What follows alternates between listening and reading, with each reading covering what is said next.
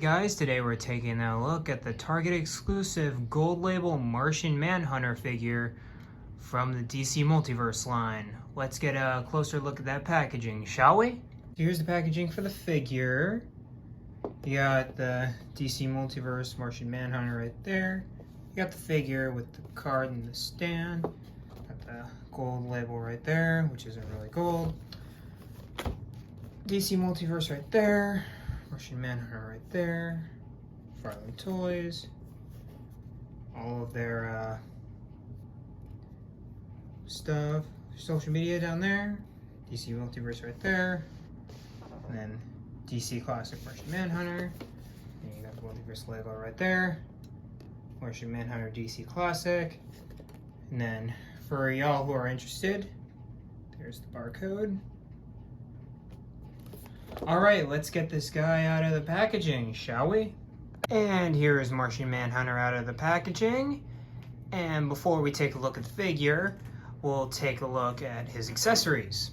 So first thing we've got here is the DC Multiverse hockey puck with the DC logo and the one peg hole.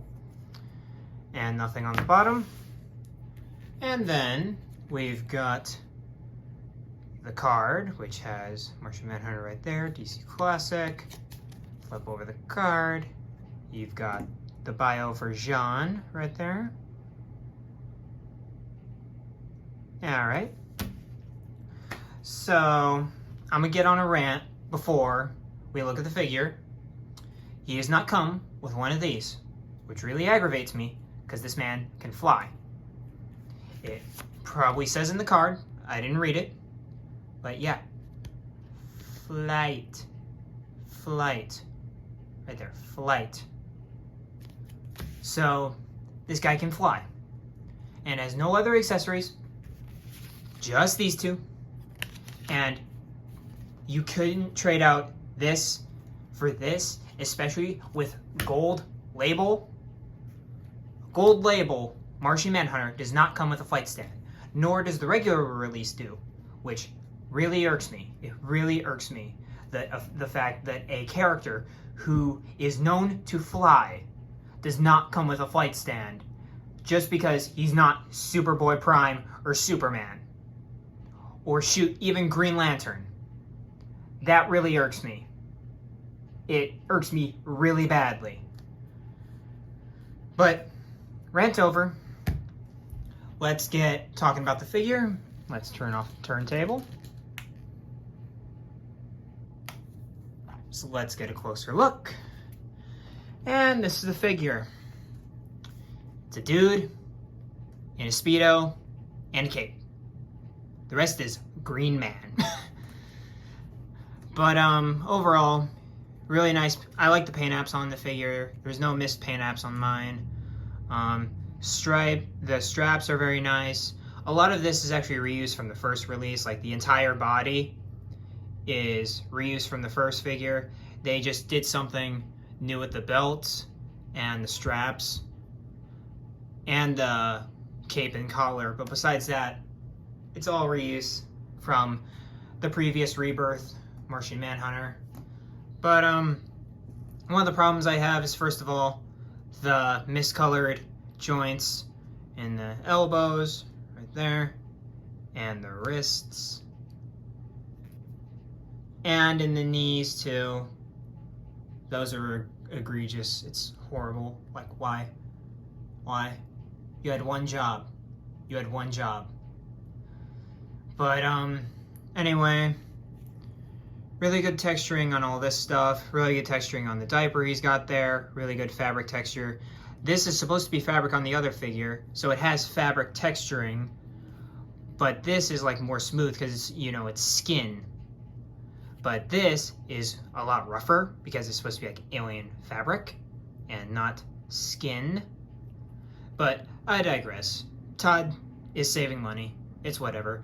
And then there's some leather texturing up on the boots, which I think looks really good. I really like this figure. I really do. Because, you know, it's classic Martian Manhunter, and I love me some classic Martian Manhunter, because Martian Manhunter is one of my favorite characters I always wanted on the Justice League. But overall, it's a lot of reuse. And I know we didn't review the DC Rebirth one on the channel, but yeah, it's a lot of just miscolored joints and a lot of just dude being proud that he's wearing a Speedo and a cape. But yeah, you got the sculpted ankle joints down there. And one problem I have with this figure, besides the miscolored ankles, the miscolored joints, my bad, and all the other stuff I was talking about, is the collar. The collar does not stay down. It wants to go up like that. And as you can see in there, it's glued. Let's move that head right there so you can get a better look at that. But yeah, you can tell it's pegged in there, and it was not designed to stay down, or else it would look a lot better, because now it looks like Jean doesn't have a neck. But it's something I'll have to live with, and I'll put him right around there. But anyway, he's here, and let's take a look at the cape. I actually really like this cape. I like the one-sidedness of the cape.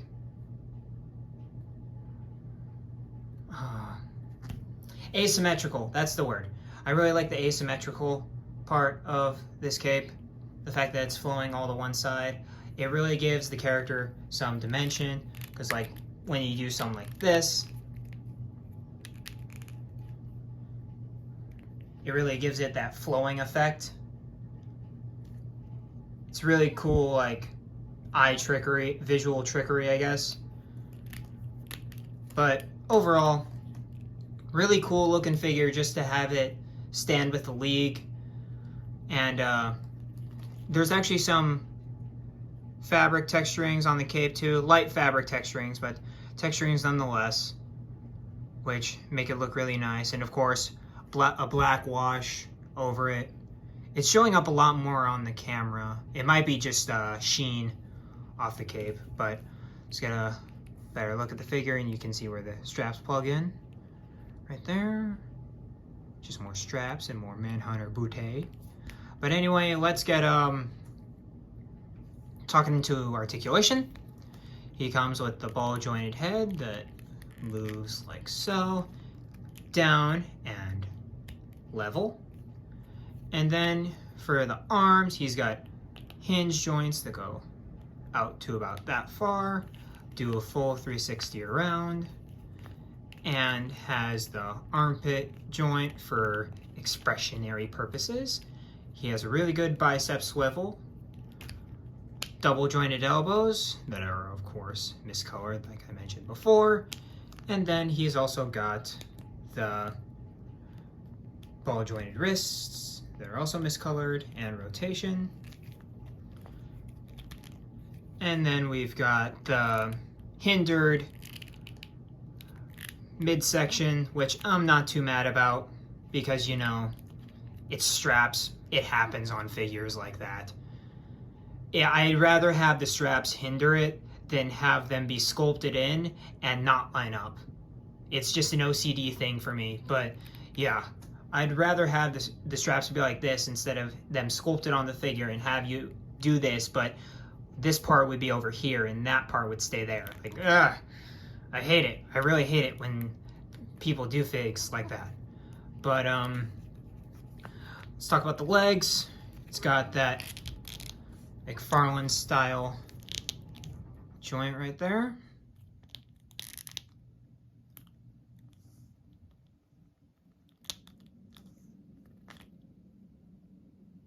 You guys see it? Yeah, you guys see it.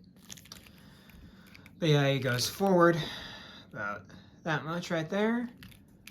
Goes back about that much. Diaper doesn't affect anything because of course it's actually a diaper cosmetically, so it works. You got thigh rotation right there. You got double jointed knees with that really ugly cut right there. And miscolored too on top of that. And then, of course, you've got the sculpted ankle joints, ankle ball joints with, of course, down, up, rotation, and ankle pivot, and, of course, toes. Dang, toes only, I was about to say, toes are supposed to go up that much, but that means the toes are actually working, so cool. And here's both the Manhunter figures side by side, and like I've been saying, a lot of reuse, as you can probably tell. Those right there. Of course, the head's reuse, the whole cape, you know. But overall, both of these figures are really badass to have in your own parts of the figure overall. And I'm really excited to have both of these in my collection in various places. And here we are with the rest of the Justice League, minus Wonder Woman, of course. But from left to right, we've got Endless Winter Aquaman, Three Jokers Batman, Action Comics 1000 Supes, of course, our new gold label classic Martian Manhunter. We've got Flash Wally West, and we've got Kyle Rayner from Blackest Night. And this is a lineup right here. Like, everybody has their unique colors. Like, this is a lineup and a half. All we need is a Wonder Woman right there. And we've got an insane lineup for the Justice League. And maybe if I ever get my chance to get a hold of that Barry Allen to replace the Wally West. But overall, this is a really solid lineup, and I'm excited to see when Todd's going to produce a Wonder Woman and to improve this Justice League lineup we've got going here. And here's one that I thought would be really cool. We've got a more slimmed down, classic style kind of Superman, even though the colors aren't there. And we've got, of course, the new Martian Manhunter, taking some tips on how to do the classic superhero pose from the GOAT himself.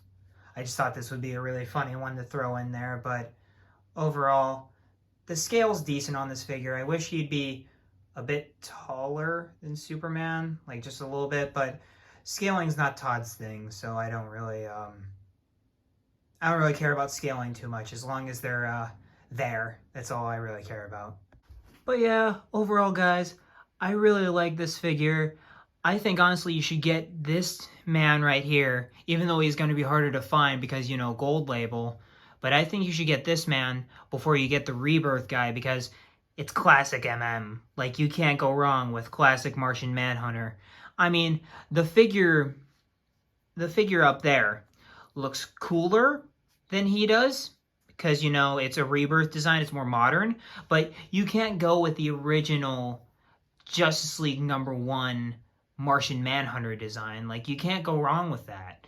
So I'm going to keep this guy up there where you can see him with the Comic League. But I'm really liking this figure, and I'm hoping you guys like him too whenever you find him. Of course, the gripes said it's a really cool figure. The detailing's not the best on this guy, but overall, I'm really liking this guy. Hope you guys do too. And with that, I'll see you guys in the next video. Like, comment, subscribe, all that good stuff. And I'll catch you on the next video.